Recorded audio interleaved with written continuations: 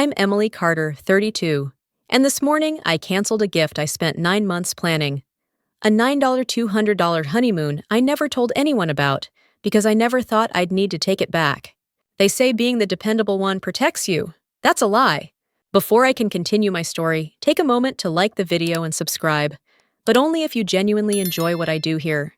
Let me know your location and what time it is where you are. It's just past 7 a.m. here in Seattle, quiet, cloudy, and tense. Now dim the lights, maybe turn on a fan for that soft background hum, and let's ease into tonight's journey together. My younger sister Sophie and I weren't just close. We were codependent in a way people found cute growing up, and problematic once we hit our 20s. I was the responsible one, the one who made backup plans and carried a portable charger in my purse. Sophie was bright, impulsive, emotional. She could cry watching dog food commercials. She always had paint on her hands and forgot important dates, but remembered how people took their coffee after meeting them once. We were raised in a suburb outside Seattle where appearances mattered more than reality. Our mother, Marilyn, was a master of the facade, warm, social, generous. Underneath, not so much. She was the kind of woman who gave you advice that always sounded like a compliment until you actually thought about it.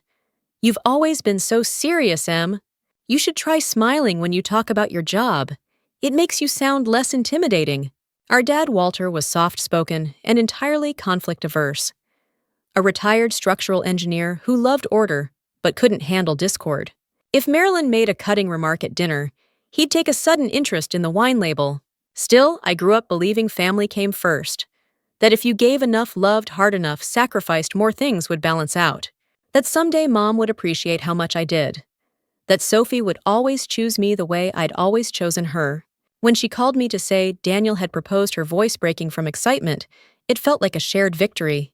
I'd watched her struggle to find herself in the years after college, hopping between internships and small gigs, while Mom offered encouragement loaded with criticism.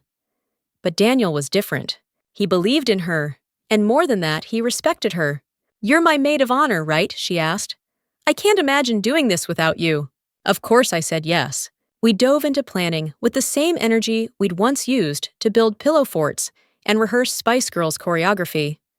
I built spreadsheets. She built mood boards. I negotiated vendor quotes while she curated color palettes. It was chaotic and beautiful. For the first 2 months, I thought we were creating something together. But looking back now, I see the shift. It was subtle at first. A call I wasn't looped into. A Pinterest board I wasn't shared on. Mom offering to help with the flower arrangements, then deciding she'd found a better florist. I told myself it was fine. That Sophie was just overwhelmed. That I'd step back a little, give her space, and things would even out. I didn't know then that giving space would mean losing my place. The thing about Marilyn Carter, my mother, is that she never yells, never slams doors, never throws plates. She destroys you politely, with a smile and a suggestion, with questions that sound helpful and end up rewriting the script. In our family, she didn't dominate. She curated. She didn't say no, she made better suggestions. Always under the guise of elegance, always wrapped in the kind of silk-toned voice that made people believe she was simply trying to help. That's how it started with Sophie's wedding. "I've just been thinking," she said one night as we gathered around her kitchen island. "The venue you two liked was nice. But the Evergreen Estate just feels more timeless, don't you think?" I blinked. Sophie and I had already put a hold on the Bellevue courtyard. But before I could remind her of that, Mom slid a glossy brochure across the granite. "They only had one date left this summer. I booked it just in case. We can always cancel." Sophie, caught off guard but flattered, nodded slowly. "It is beautiful." I felt the shift in that moment. Small. Like a chair nudged half an inch off center. You could ignore it, but the imbalance would grow. Within 2 weeks, just helping turned into full project management. Mom started forwarding spreadsheets from her own planning days. She got back in touch with vendors she'd worked with years ago.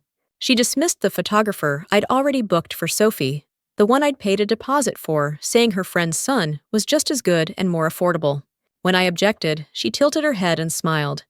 "You've done so much, Em. Maybe take a breather, Sophie and I have it from here." It stung more than I expected. I've always been organized, focused. People at work trust me to manage 7-figure logistics without flinching. But apparently, I couldn't be trusted to order linens for my sister's reception. I confided in Matt, my partner, over dinner a few days later. "It's like she's gently erasing me," I told him, swirling my wine. "Like a magic trick, where I just disappear from the picture." He frowned. "Have you talked to Sophie?" I had. But Sophie was caught in a strange dance, grateful for Mom's help, too exhausted to push back. "She's just excited," she told me. "You know how she gets. And you've been so slammed at work lately, I didn't want to bother you."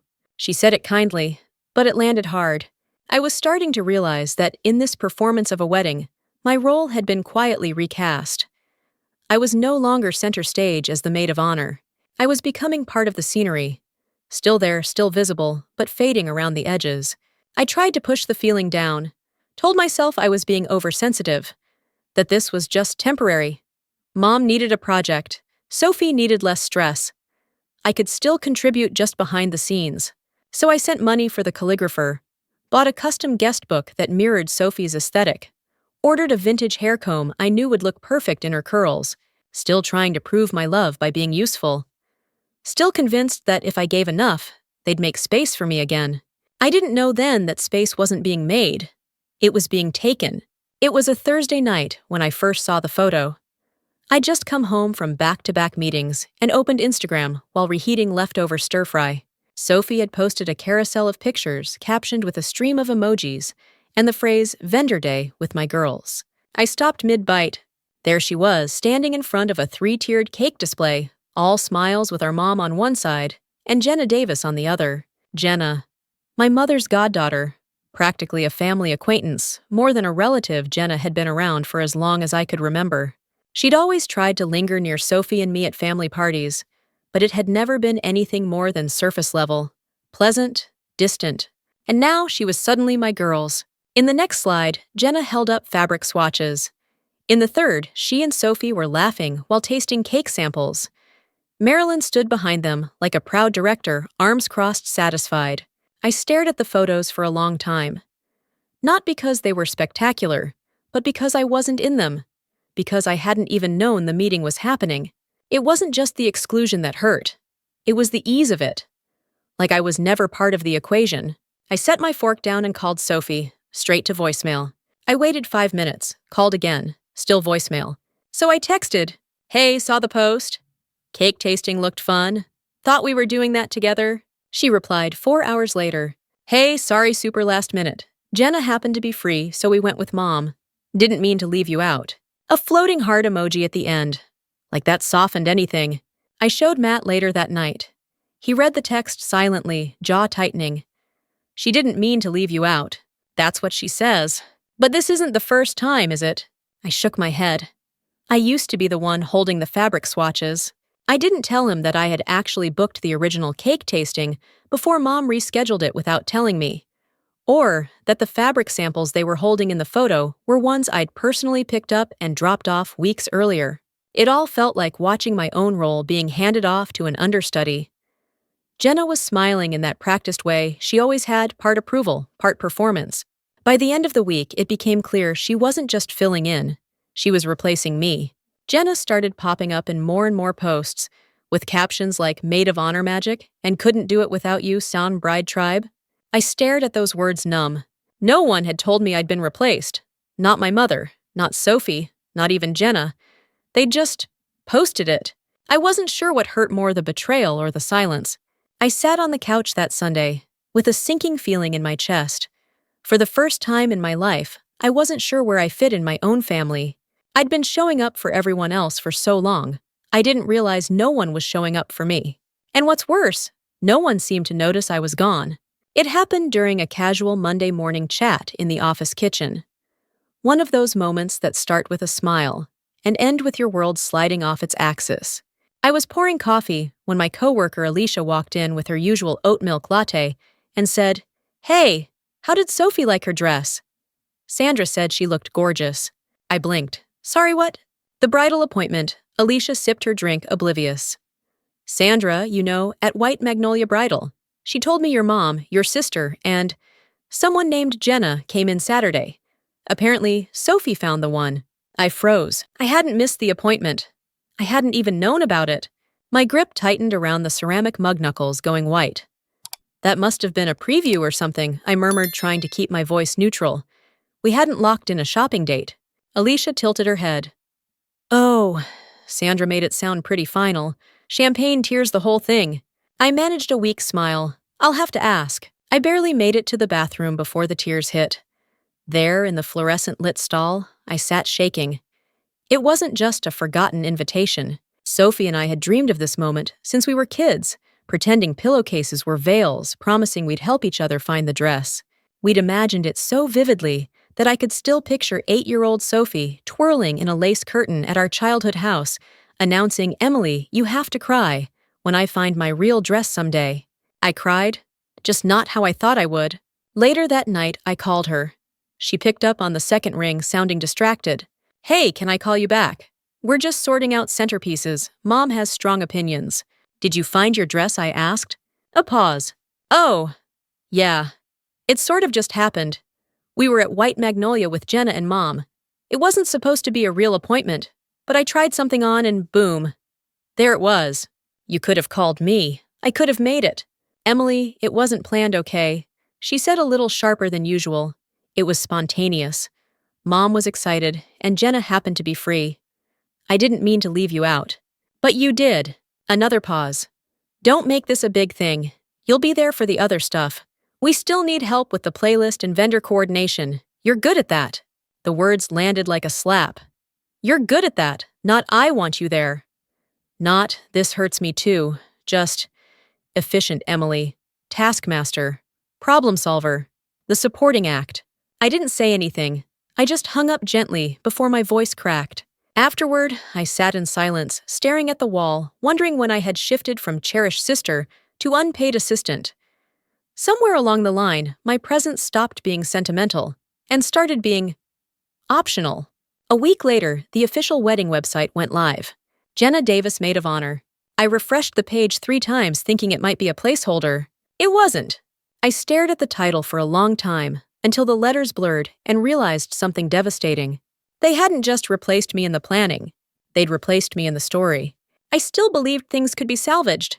Despite everything, the texts, the photos, the website, I clung to hope. Sophie and I had weathered so much.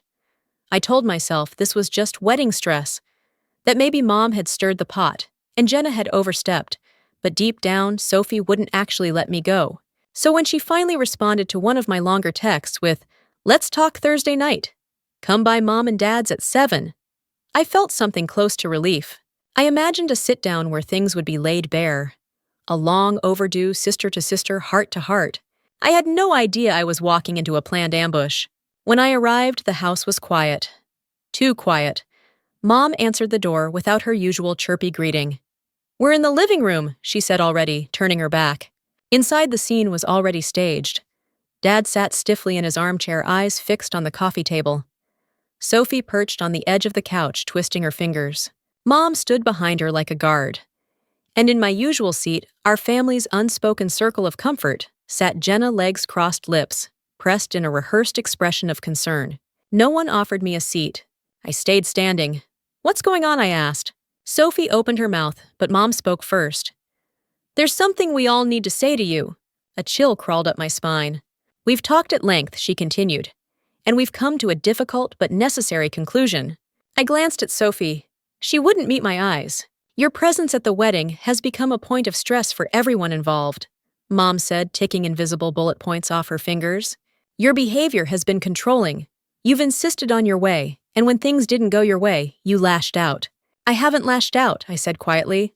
"I've been excluded." "We all feel," Mom pressed, "that it would be best if you weren't involved in the ceremony. Not as maid of honor, not as a bridesmaid, and not as a guest." The silence was deafening. I stared at Sophie, willing her to speak. Her lips parted, but her voice was barely above a whisper. "It's just been really tense. I didn't want to hurt you, Em, but I also didn't want any more conflict." I swallowed, throat raw. "So your solution was to cut me out." "It's not personal," Jenna chimed in, a line so flat and insincere, I almost laughed. "Not personal," I repeated. "You replaced me. You let my sister replace me." Mom crossed her arms. "You've always had to make everything about you. Your job, your achievements, your opinions. This wedding isn't about you. No, it's about Sophie, I snapped, turning back to her. And I thought I was important to her. Important enough to stand beside her. Guess I was wrong. Sophie blinked fast like she might cry. But she didn't defend me. She didn't deny anything. She just stayed still. And that silence, her silence hurt more than anything Mom could say. I see, I said, voice shaking. When was this decided? A few weeks ago, Mom said casually. Jenna's been stepping in beautifully. I didn't say goodbye. I didn't make a speech. I turned and walked out, my hands, trembling my chest, burning with something I couldn't name yet. I'd come hoping to repair a bond. I left knowing I'd been erased from my own family. I barely remember the drive home. Only the blur of red taillights, the sound of my own breath, ragged and uneven in the quiet car. The ache was physical, like something sharp had lodged itself behind my sternum. That night, I couldn't cry. I couldn't speak. I sat at the kitchen table with my coat still on, staring at nothing while Matt hovered nearby, unsure whether to hold me or let me unravel. When I finally spoke, it came out flat. They kicked me out of the wedding.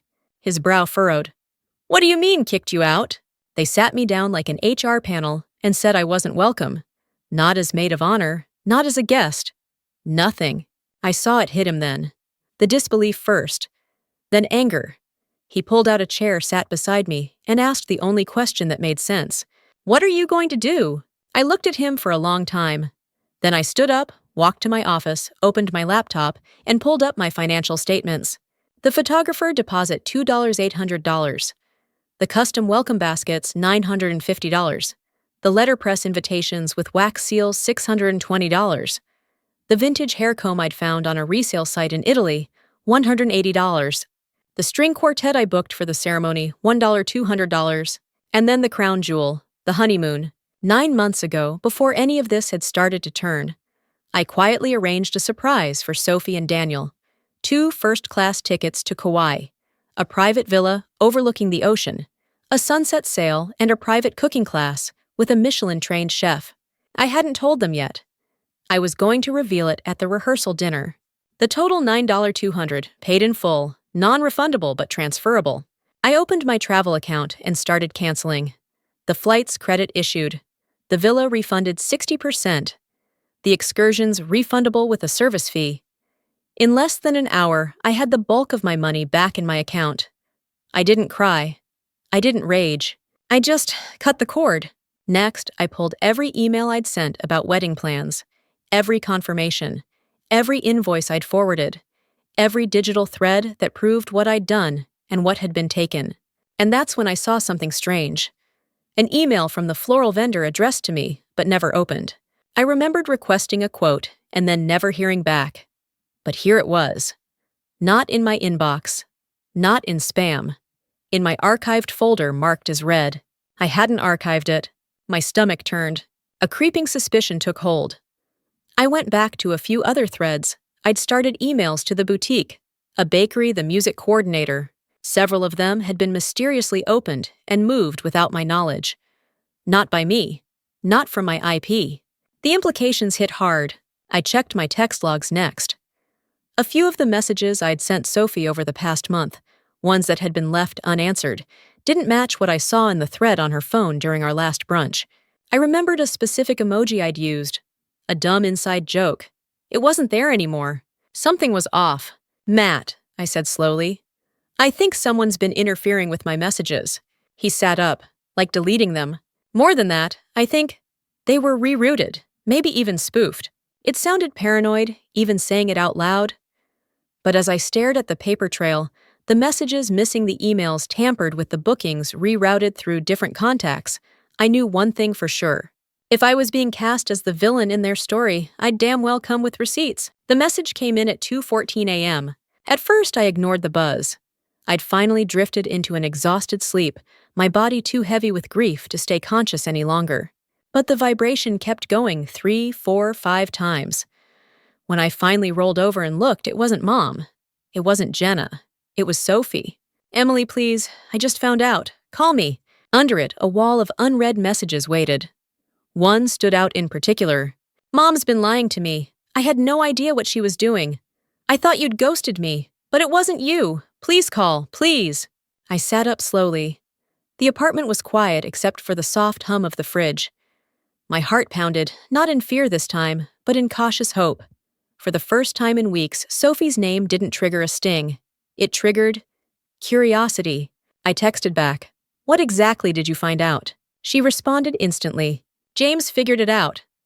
"I'll explain. Just, please talk to me." James, her fiancé. Of course. The calm one. The one who always read instructions twice before assembling anything. The one I underestimated. We agreed to meet at a neutral spot the next day. A cafe we'd gone to as kids with our dad. One of those places with mismatched chairs and a fireplace that never worked but still smelled like pine. When Sophie walked in, she looked like I felt tired, hollowed out. But her eyes locked on mine with something that hadn't been there in months. Recognition. She sat across from me, fidgeting with a napkin. "I owe you 100 apologies. But first I need to explain." I nodded once. "Go ahead." James noticed something weird after Mom told him you'd canceled the honeymoon out of spite. It didn't make sense to him. He said, "Why would someone pay $9,000 in full and then cancel unless something was really wrong?" So he started digging. She pulled out her phone and opened a thread. "This is what I thought was you texting me over the last 2 months." I scrolled through it. The messages looked like mine, same cadence, same emojis, but there were subtle differences. Little jabs, sarcastic comments about her wedding choices, blunt texts saying I was too busy with work to attend things. All of it designed to push her away. "These aren't mine," I whispered. "I never wrote any of this." "I know," she said, her voice cracking. James traced the number. It was a spoofed contact. Mom changed the name in my phone, so the messages looked like they were from you, but they weren't. She set it up through Google Voice. My stomach turned. "She also blocked your real number. Set a filter in my Gmail. Any email with your name auto-archived." I felt sick, violated, and more than that, furious. She intercepted everything M. "Every time you reached out, I thought you were ignoring me. Canceling things. I cried for days after the boutique because I thought you bailed. Mom told me you said the dress wasn't worth your time." I closed my eyes. I had no words, only the rush of clarity as everything snapped into place. "I believed her," Sophie whispered. "She's our mom." I didn't think to question it. "And now I asked." Sophie looked up. Her eyes were red but clear. "Now I know the truth. And I want to fix this. If you'll let me." I didn't nod. I didn't reach for her hand. But I didn't walk away either. That was a start. We held the meeting at Aunt Marie's house, neutral ground. It had to be. Our family had a long-standing habit of shoving discomfort under expensive rugs, of smiling politely through disaster. But this time the smile had cracked wide open, and we weren't pretending anymore. Marie's house in West Seattle overlooked the bay, quiet and calm, in a way that mocked the storm brewing inside me. The sun filtered through her wide windows, casting soft light across the hardwood floor, where the truth was about to be laid out like evidence in a courtroom. Dad arrived first, then Daniel, then quietly Sophie. When Mom walked in, she wore her usual armor white blouse pearls, that bright, brittle smile that fooled everyone but us. She glanced around the room and hesitated just half a second, registering the presence of too many people she hadn't handpicked. "I thought this was a wedding budget meeting," she said, placing her purse down gently. "No," I said, standing. "It's not." Sophie sat beside me, her voice steadier than I'd expected. "We're here to talk about what's been happening. All of it." Marilyn didn't flinch, but her jaw tightened. "I don't know what kind of accusations you've been primed with, but—" "Stop," Daniel cut in, his voice sharper than I'd ever heard. "We've gone through the phone records, the email filters, the Google Voice spoof.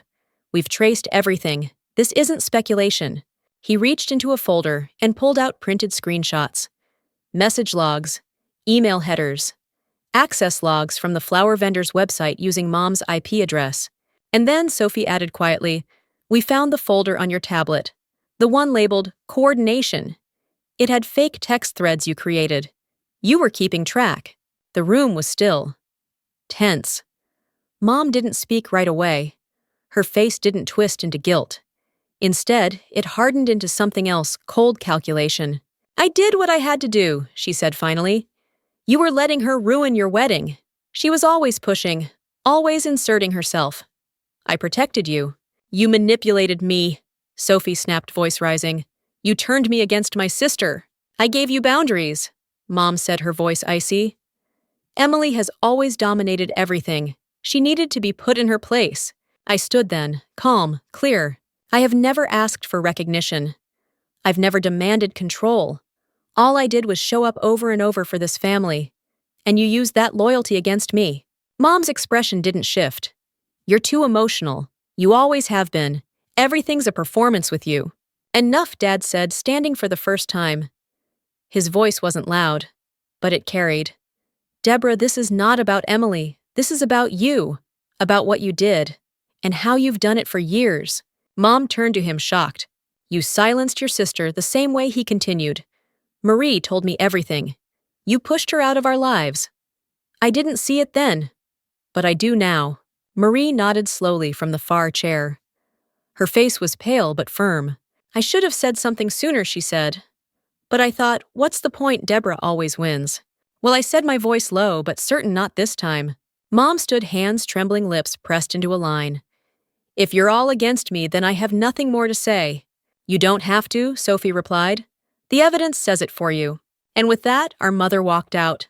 For once, no one followed. After Mom left Aunt Marie's house that night, we all just sat there for a while. The tension lingered like smoke, visible even after the flame had gone out. No one spoke for a long time. It was Sophie who finally broke the silence. I don't know what happens now, she whispered. But I know I want my sister back. I looked at her and saw not the girl who'd replaced me with Jenna, or the bride who hadn't fought for me, but my sister. The same girl who used to sneak into my room when thunderstorms scared her.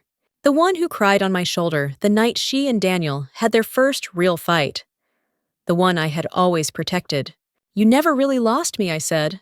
But we both stopped looking. We didn't hug, not right away. It wasn't a movie moment. It was quiet, careful. The kind of emotional repair that doesn't come with violins or perfect closure. Over the next few days, we began the slow work of repairing what had been broken. Sophie apologized not just for the silence, but for believing lies that were designed to hurt both of us. I didn't demand it. I didn't make her grovel. But I did tell her one thing clearly. This doesn't go back to the way it was. That version of us didn't have boundaries. She nodded. Then maybe we build something better. Daniel backed her every step. He was horrified, of course, but he didn't try to overstep. He just showed up quietly, consistently, holding space when Sophie and I needed it. Dad began to change too, in his own quiet way. One afternoon, he called and asked if I wanted to grab coffee. No agenda, no guilt trip, just time.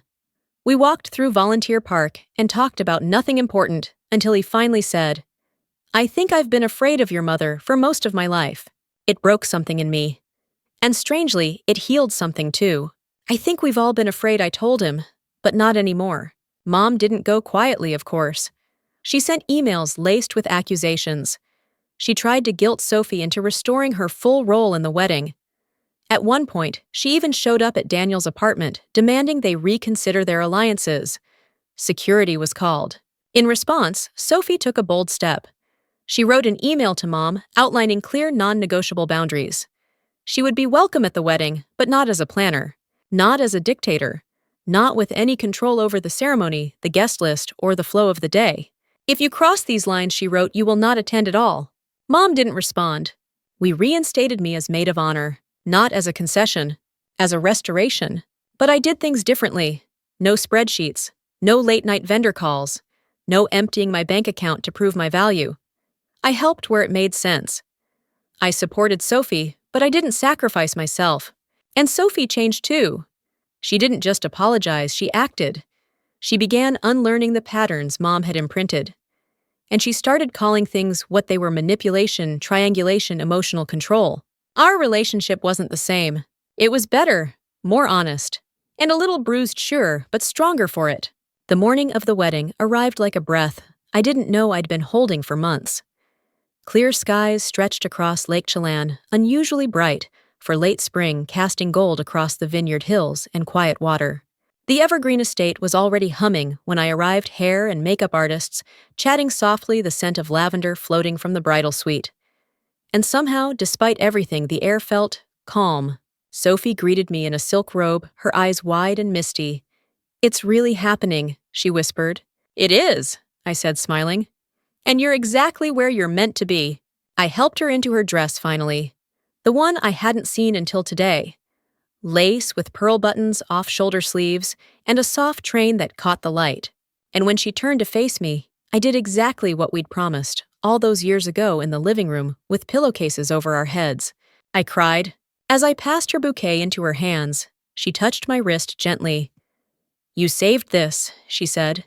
"You saved me." "I saved myself," I whispered back, "and we rebuilt from there." The ceremony was beautiful, simple, and deeply emotional. I stood beside her, holding her veil, when the wind caught it passing tissues, when she choked up reading her vows. Jenna sat in the third row with a pleasant expression. She never approached me again. Neither did Mom. Marilyn was there, of course. Dressed immaculately, in seafoam green lips, pulled tight in a smile too bright to be real. She stayed in her assigned seat. Didn't try to direct anything. Didn't interrupt. She kept her role exactly as we'd agreed a guest. Not a power broker. Not the architect of the day. Dad walked Sophie down the aisle with tears in his eyes.